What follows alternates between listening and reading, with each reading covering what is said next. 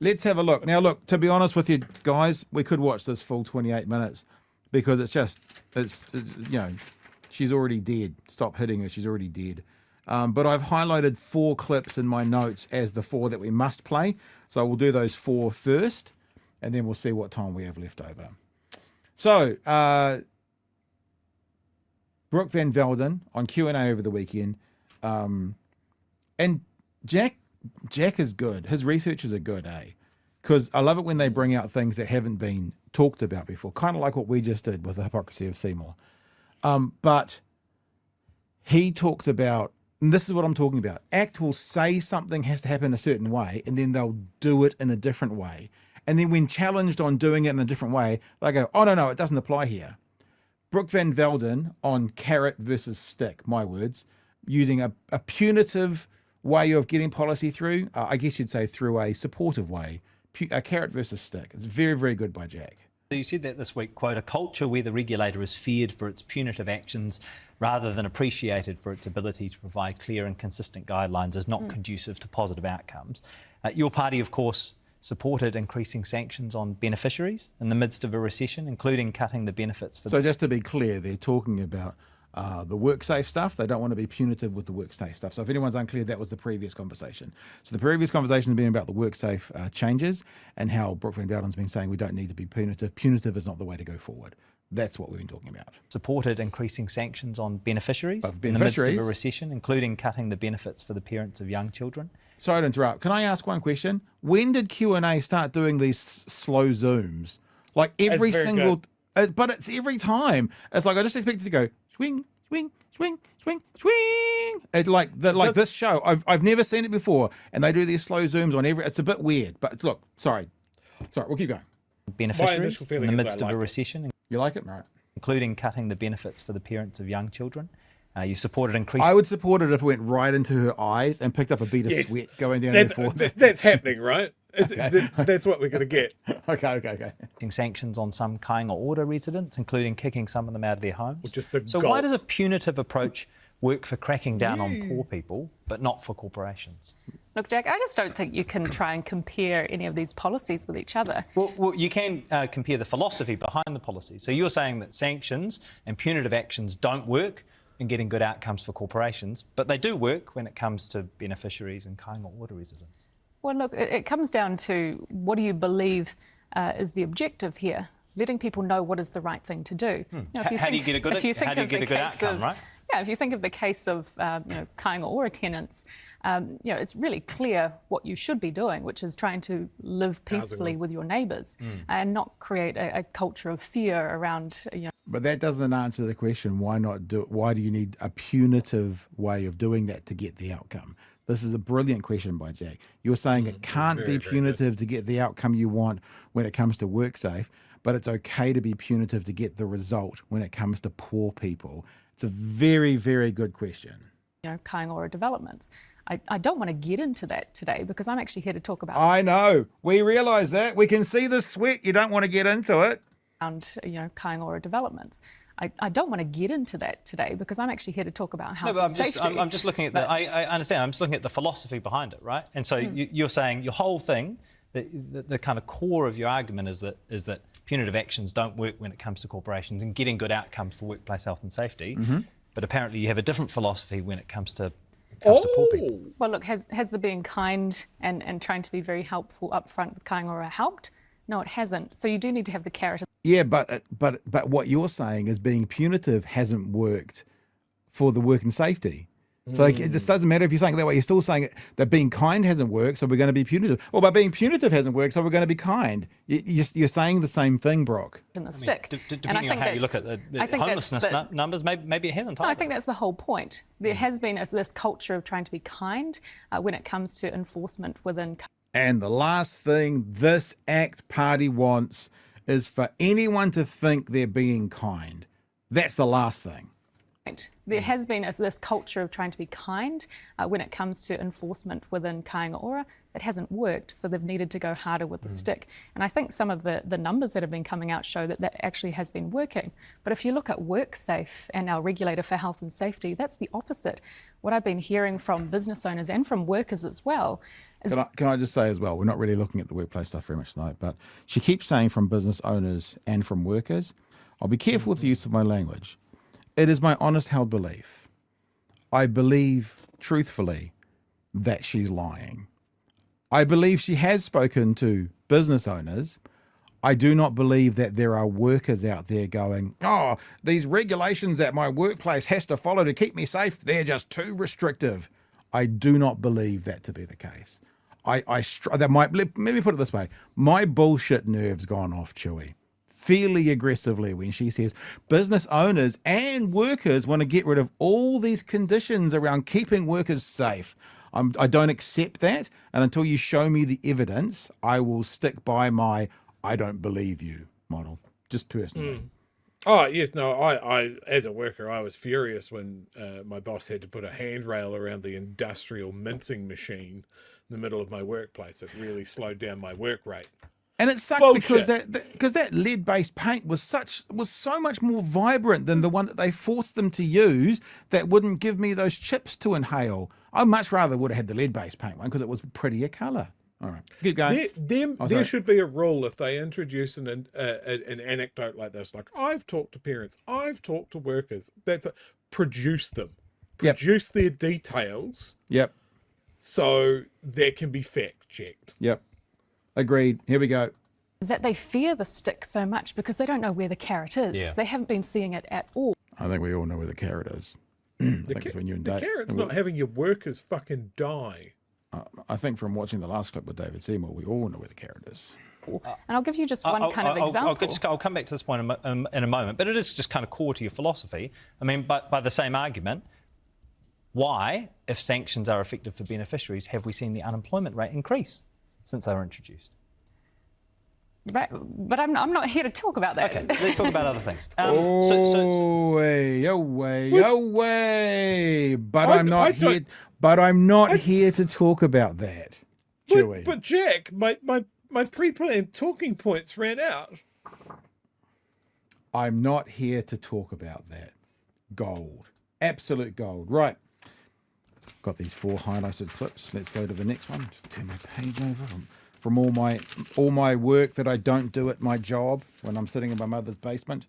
A fantastic little conversation here it's a fantastic conversation from Jack. Yeah, the other half of it, not quite so sure about that. They've just spent a bunch of this talk, and I've cut out the first couple of minutes, talking about funding. It's in the workplace, right? Talking about funding for Māori deaths in the workplace. Apparently Māori have a much higher proportion of deaths in the workplace than non-Māori. So there's been special funding, allocated funding in a particular government department to address the issue of Māori deaths in the workplace. That's what they're talking about. And that word hypocrisy, Chewie, it kind of resonates for many of these ACT people. The higher rates of harm for Māori is not necessarily because you are Māori. It's because you're working in those more dangerous environments and more dangerous industries. So by focusing on those 4 industries where we see those higher levels of harm, we are capturing a Māori population. So you don't need the program, is what you're saying? Yeah, that's right, because you're already capturing that by focusing on construction, agriculture. We don't need the program.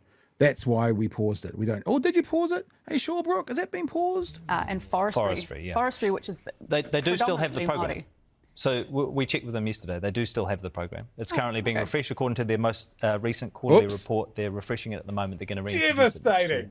Oh, well, that is news. I thought that was on pause. So should they continue using it or not? Well, if they would like to, but the last conversation I had was that it wasn't necessarily necessary because we were already focusing on the areas. If they would like to? Sure, if they'd like to. My goal is that we reduce harm and we reduce the number of... Okay, so if this was a cartoon, what Jack Tame would be doing, come camera back on, I have a thing to show you. He would be doing this. You know, in the cartoon, the fist gets... That's what Jack would be doing when she has said, if they like to, because here comes the knockout blow. Deaths and serious injuries. We know that the highest number of deaths and serious injuries do occur in forestry, construction, agriculture, manufacturing, in which where there are many is Māori workers. a lot of Māori workers. But so you if say, there is an you say overlap, they that's can fine. continue that program, but isn't your party against race-based funding? Yes, but that's why I think it's important that there is an alignment between these things. Yeah, but you just said they can continue that program, but you're also against race-based targeting. I mean, surely a program, Maruiti, that specifically aims to reduce Māori deaths is race-based targeting. Well, if it's in those specific areas where we're focusing on, forestry, which is a predominant. I think you have attention focused on those areas as it is, but you also have a separate program that focuses on Māori deaths. Yes, in those particular areas. Like I'll go and follow that up with them, but I was under the understanding it had paused. Do you still? Oh, Chewie. Yikes. At what point do you actually go, oh, I actually feel a bit bad for her? Oh my gosh. So Well, ACT is against race-based funding. So this is the exact thing. ACT is against race-based funding. There is race-based funding in WorkSafe for keeping Māori safe. Is that okay to continue? Yes, if they want to. But aren't you against race-based funding? Or can't compute. Buffering. Buffering. Yeah, that was devastating.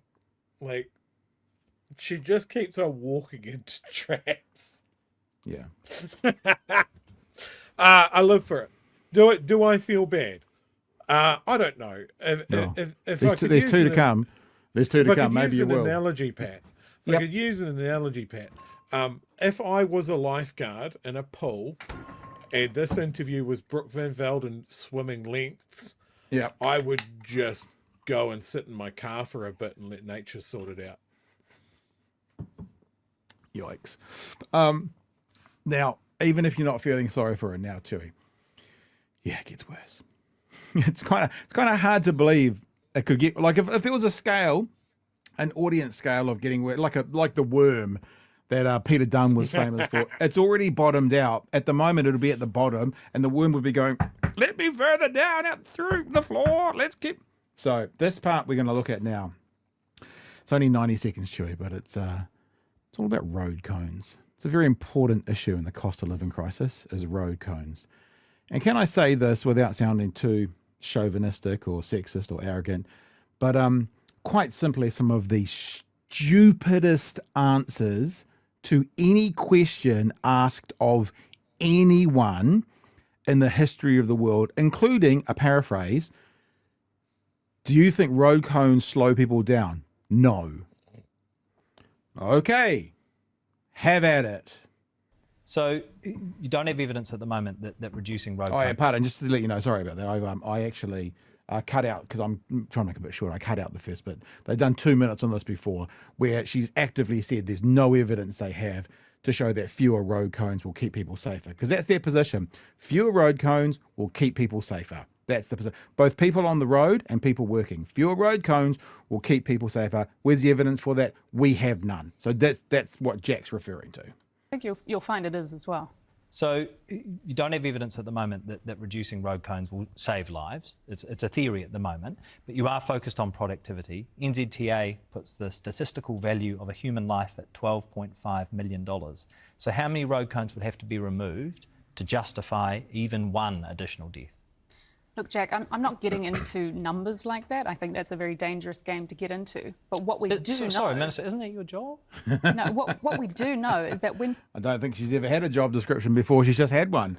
You know, doing the cost-benefit analysis. That's exactly the job, the cost-benefit analysis. And that's a really harsh, heavy way he's put it, but it's what he's doing. But what we do know... Sorry, Minister, isn't that your job?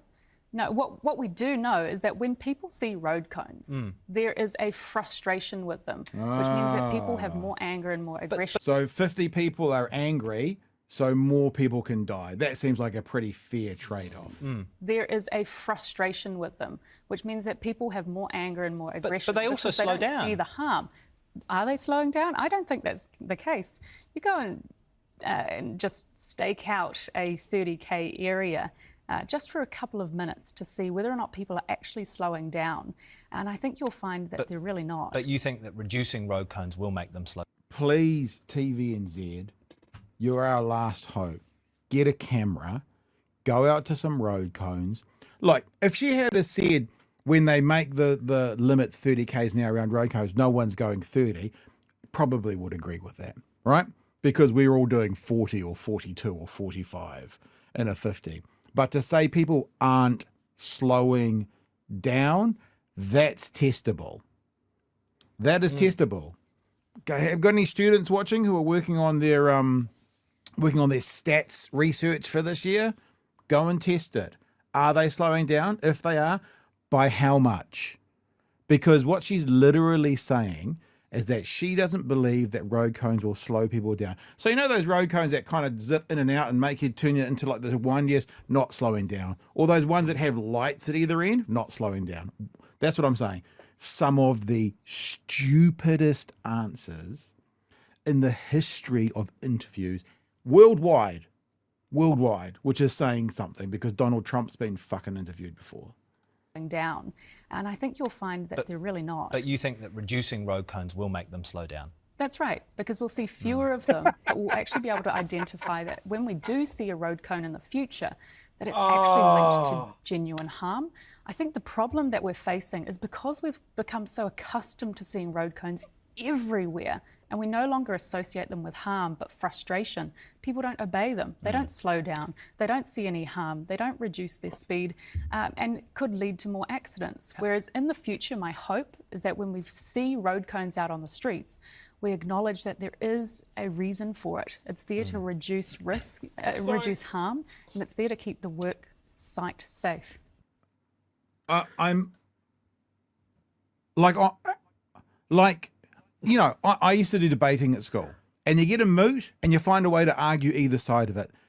How do you argue road cones don't slow people down? Or fewer road cones makes the road safer? Like, I can't even think of an argument that I don't agree with if I had to pick that out of the hat and do 4, you know? Now, please, someone correct me on this if they've clarified this point. But just listening to Brooke talk there, is the argument that we're using too many road cones overall, or the incidents, the situations that we use road cones are too many? Because I've seen both points made, that like we might use road cones every metre around a work site when it could easily be every 2 metres around a work site. Or we're making the point where road cones are put out for jobs that don't need them. I haven't seen this clarified. No, I to be honest, I think it's pretty clear. She's just saying there's too many of them. Like when we moved to Dunedin, one of our options was Christchurch. And I went to Christchurch, and my memory of Christchurch was high vis. It was road cone city. High vis jackets and road cones. There was, like, I'm not going to say they had too many, but that's what she's saying. Oh my gosh, you try and drive through Auckland and there's just road cones everywhere. Yeah, because there's working going on. Well, we just need So in other words, have literally fewer individual road cones. So that means that the thing that's not clear, does that mean fewer jobs happening? Or like rather than using 150 road cones, they're only using 75. I think it's that. So they're replacing a pipe in the road, or they're fixing a draining ditch or something. Yeah. And previous to this remarkably important piece of legislation for that road site, let's pull a number out of my ass, that they would have used 100 road cones. Yep. And now they're hang on, stop, don't go on. And that's not causing people to slow down, and they don't see that as important. Could I add those two things? Yep. You see 100 road cones. Yep. That's far too many. Your brain blots out, and you go past 100. Yep. Or you might even speed up. And now they're changing that, so they'll use 50 road cones, and you go, right, that's less road cone, so it's important. Yeah, because you see the road cones now. Or are they saying that the job of replacing the pipe or the draining ditch or whatever we're using in this example isn't a job that needs road cones at all? It's not important enough. They haven't said that, but you know, we say this about ACT and their small government. Are we saying logically 0 road cones is the best outcome they can have? Because if fewer is better, when you get to the end of fewer, it's 0. So that's the thing, right? It's someone going, well, this job is important enough to have road cones. This job on the side of the main highway is not important enough to have road cones, and we'll just let drivers work it out. So both ways, her argument fails. Yeah. If she's saying that she's there to make sure that workers come home at the end of their shift and not die on the side of the road or get munched by a piece of road making equipment, neither of those arguments work, because 100 road cones is too many and people ignore it. Obviously 50 road cones is not somehow more effective. And then the other side of the argument is that we have no road cones and then people don't notice the work and they clip a driver going past at 100. Her argument doesn't stack up anyway. Yeah. Like, the fact that she's trying to defend it out there is horrific. It's like someone should throw her a rope to pull her out of that pool that I mentioned. But before I've thrown her the rope, I've covered it in margarine and lube. Ooh. And she's just grabbing it and it's not working. Like, this is dreadful. Like, she's got her talking points. I'll give her this. She delivers her talking points wonderfully. She's put in the work to know how Jack was going to come after her, mostly. And she's trying her best. But this is a ridiculous piece of legislation, and there are better ways to try and defend it. She's doing none of them. It makes no sense. Bad for Brooke. And Chewie, I'm sorry to let you know this, but this last conversation around the RSB, Regulatory Standards Bill, and how it relates to the Equal Pay Act that they changed, yeah, this is far worse. Believe it or not, this is far worse than what you've just heard. Let's have at it. The Regulatory Standards Bill says consultation with people who will be materially affected is a foundational principle of good lawmaking. So of the people who are going to be materially affected by the pay equity changes you introduced, who did you consult before making those changes? Look, I think it's pretty clear with the changes that we've seen go through that I had an impetus and a request from my Cabinet colleagues to get this work done as fast as I could. Sorry, that's not my question. The question was, given your own Regulatory Standards Bill says that consultation... Now, I know it's obvious for 90% of us, but let me just put it out there. The Regulatory Standards Bill, which they're trying to pass, obviously, right, what they want to put through, says these two things. Retrospective legislation is not allowed, and consultation with people directly impacted by legislation, any legislation, must be had. So I know he's kind of explaining that, but if there's one person out there who's missed it, he's referencing their RSB, their Regulatory Standards Bill, which is not yet law, but he's referencing that and saying, why aren't you abiding by your own legislative desires? Just for clarity. The question was, given your own Regulatory Standards Bill says that consultation is vital, who did you consult with? We consulted with Cabinet colleagues. My Cabinet colleagues asked me to get this done very fast. You say, to go back to it again, you say consultation with people who are materially affected. So who that will be materially affected did you consult with? So this is the perfect example of ACT wants us, everybody else, to follow the rules that they're putting forward in their Regulatory Standards Bill. This is the way they want to do it until they want to pass legislation and they don't want to do it. This has been the hypocrisy show brought to you by the letter H. You guys, and look, I'll just put it out there. When we're talking about getting rid of stuff to do with Te Tiriti and the treaty, we're going to ram this through and these are the conditions that apply. I don't know, we're not going to follow those conditions with our legislation, but everyone else's for the legislation we put in. Or what they're saying is we're using this language in the Regulatory Standards Bill, like that you got to consult and you can't do it retrospect, to make it look like it's not as scary as it is. And we're proving that because we don't really mean it, because we're not really following it anyway. That's the other thing it could be. Materially affected. So who that will be materially affected did you consult with? Look, Jack, I'm not responsible for the Regulatory Standards Bill. That is David Seymour. You are responsible for pay equity changes? I am responsible for the pay equity changes. So that's my question. Who that was materially affected by those changes did you consult with? Look, there was not widespread consultation. There was consultation with Cabinet colleagues. But look... She misspoke the word none. There was none. There was no consultation. There was not widespread. There was zero. And she's about to say, because we weren't able to, that's because they chose to put it through under urgency. The reason she's going to try and use an excuse right now that says, I would have, if we could have, was they chose not to.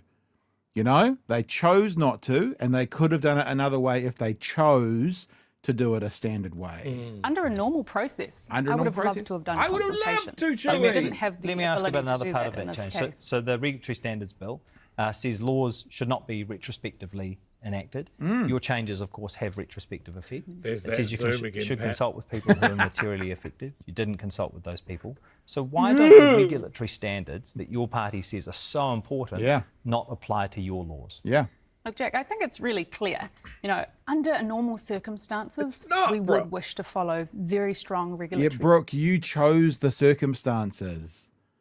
You chose them. Under normal circumstances, there was no reason to do this under urgency. You chose to. This could have been normal circumstances, and you chose for it not to be. So you can't basically go, you know what? If we had done it a different way, we would have when we chose to do it a different way. You can't use that as a defense because you chose not to do it under the norms, the normal process. You know, under normal circumstances, we would wish to follow very strong regulatory standards. That By the way, Chewie, in the last 45 seconds, it gets worse. Just telling you, just putting it out there. is core to the ACT Party principles. This is a policy that I said at the start of my term I was interested in pursuing. It became really clear this year that my cabinet colleagues wanted me to work on this as quickly as I could. I am a team player, and so I did my job. Okay, I tweeted this today. My cabinet colleagues wanted, and she just said, I'm a team player. Her loyalty is not to the voter, not to her constituents, not to the party. Her loyalty, and I know we know this, but she just said the quiet bit out loud, is she is loyal to the caucus. I am a team player. Even if I didn't want to pass this, even if I thought this bill was wrong, I am a team player. I will do what I have to do because the team wants it. Chewie, this has got about 20 seconds. So we get to the end? Sure. Because I'm still going to say it gets worse in the last 20 seconds. However, Right. So if I'd had the regulatory ability standards to, are I would have important done a different sometimes, process. but not. Yeah, they're important sometimes, but not necessarily for laws that are convenient for I'm your, a team your player government to for the pass. government. The ACT Party would Yeah. love strong regulatory standards. That is core to who we are as a party. But I was asked by my cabinet colleagues to do this as fast as I could. Do you believe there are I'm a team player for the government. For the government. Quote. I'm a team player for the government. Brooke, you might want to look at your job description. You put there by the New Zealand voter, you work for us. Yeah. Can I? That- That's a good question. Who that is your boss, Brooke? Monstrous. Who pays you, Brooke? Who is your boss? You received a phone call from someone further up the chain that said, hey, Brooke, we're completely fucked on the budget. We need to find quite a bit really fucking quickly. Can you just, I don't know, finagle something? Ignore everything that's gone before. Disregard anything that's going to come out of this. We need it now. And she went, dib, dib, dob, dob, I'm a team player. It's done. 13 billion, just like that. God, I hope I don't have to go on Q&A at some point in the future. Why are you looking at me like that? I do wonder why they go on. Like, I mean, they should go on. You know what I mean? Like they basically have to go on. But I do wonder why Brooke van Velden would agree to go on. When has it ever gone well for any of them? I mean, honestly. I mean, I say that out loud, obviously hoping that they're never going to start turning Jack down. But how can they spin that? They try and spin John Campbell's conversation by showing how much they're going to show the whole thing when TVNZ has showed the whole thing, and TVNZ cut out some of the worst bits that make him look worse. They go on Q&A and it comes off like this. I mean, they're constantly talking about how bad the media is, and it's the opposite. Media seems to be doing an okay job, even a mediocre job. You guys are shithouse. Pat, I know Q&A is a very serious show and Jack Tame isn't there to do comedy, but I'm just saying it would have been really good during that conversation, that questioning, that if we had a combination of that slow zoom in, and then as it's going very badly and she's answering, the camera slowly zooms out to find a guy in high-vis putting road cones around this very clear car accident that this interview was. That's very funny. Like that would have been comedy gold. What's not comedy is it is very clear. This isn't even the first time that it's like, no, it doesn't matter. It doesn't matter what people think.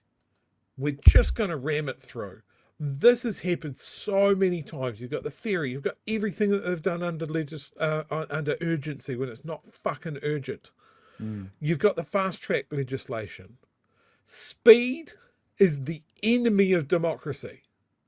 That to me is very, very clear. And I know it's frustrating when government seems to move very slowly.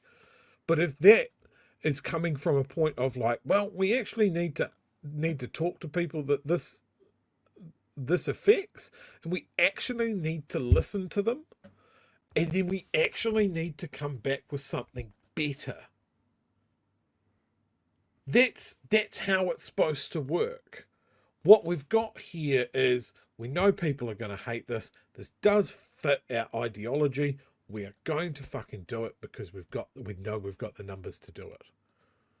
And we're going to do as much fucking damage in the next year as we can.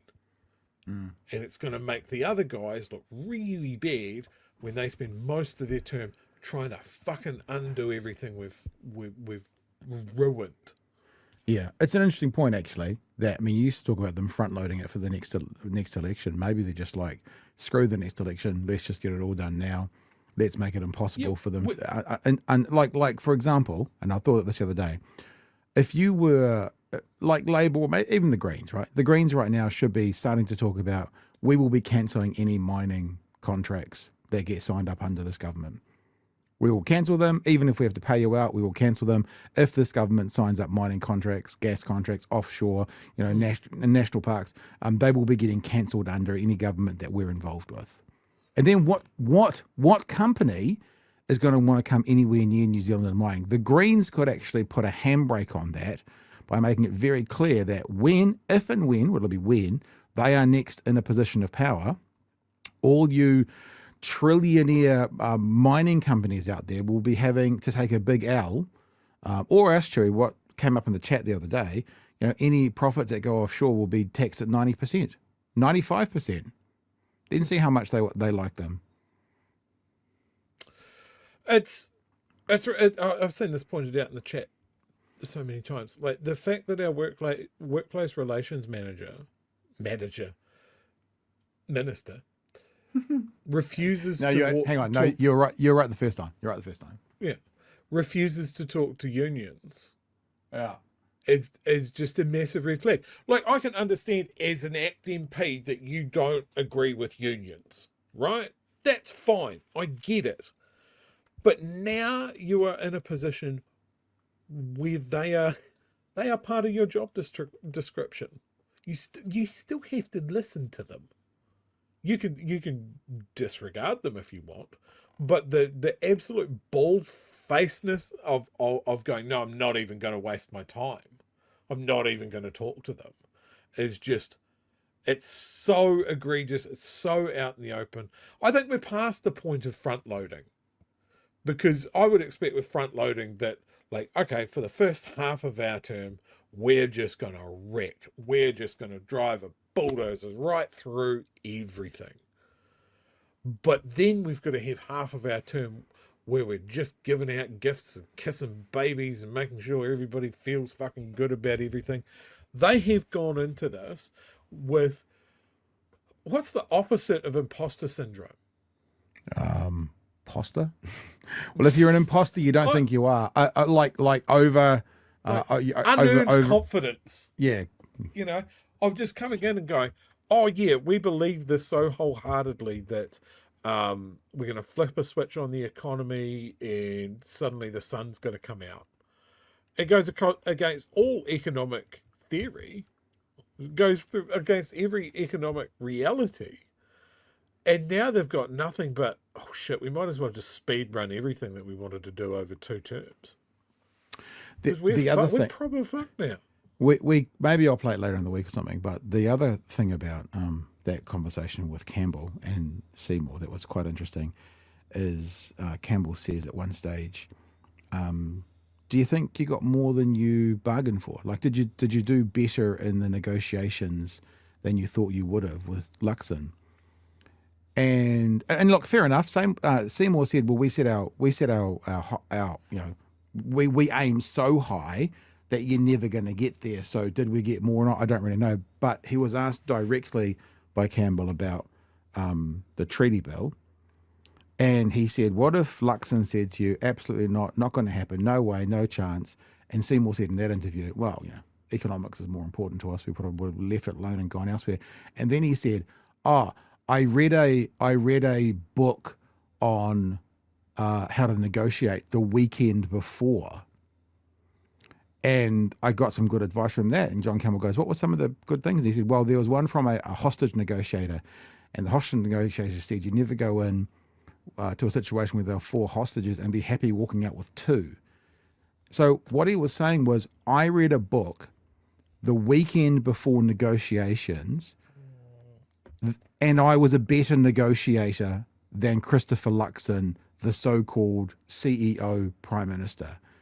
Seymour read a book, and one of the chapters in that book gave him more skills to negotiate than our CEO Prime Minister, who is supposed to be, when I'm saying the equivalent of Trump, not necessarily in his policies, but I'm the business guy, I make deals. And one weekend reading one book, Seymour dog walked him in negotiations.